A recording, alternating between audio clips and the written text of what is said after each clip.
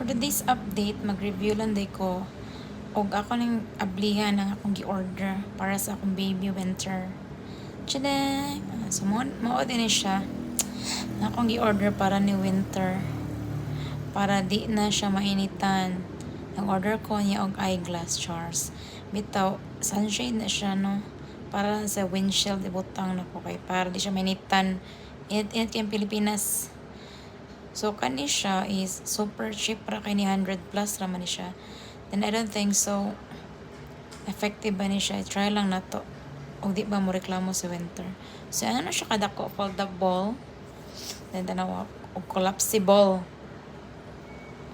Next is, nag-order ko baby car mirror. Baby car mirror. So, wide angle din siya, no? Para makakita kas likod. Nagunsa sila o nagbalintong ba o natog o tanawa tinaw ka na siya tanggalan ng sticker niya and then cheaper sa kina siya 100 plus but it does the purpose. Next is una na siya ang pinakalasa kong gi-orders ang sensor para sa hallway mga people. So naa na siya sensor butang na ni mo dito sa daplin sa stairs sa bathroom, sa imuhang door, ay sa door, pwede sa closet. So, makalitag na siya motion, musiga na siya. So, natin na siya RGB colors, green, what else? So, munang magnet ha. Imo na siya i-attach na kung asa kaganahan ibutang. Sa atong testingan yung mga colors kay naman siya pakapin nga cable wire. Ika na balance adapter kay mahal.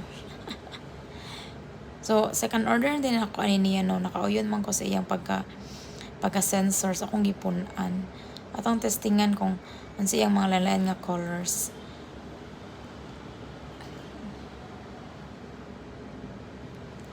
So, blue. Na siya blue di ay.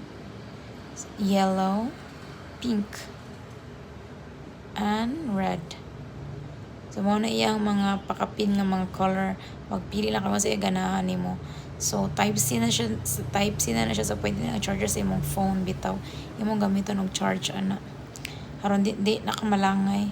So, muna akong update karong adlaw. Ako nang gi-show kung asa ko nang namalit og accessories para na winter. O para sa mong amo ang balay. So, thank you for watching. Babush. So, okay. Napade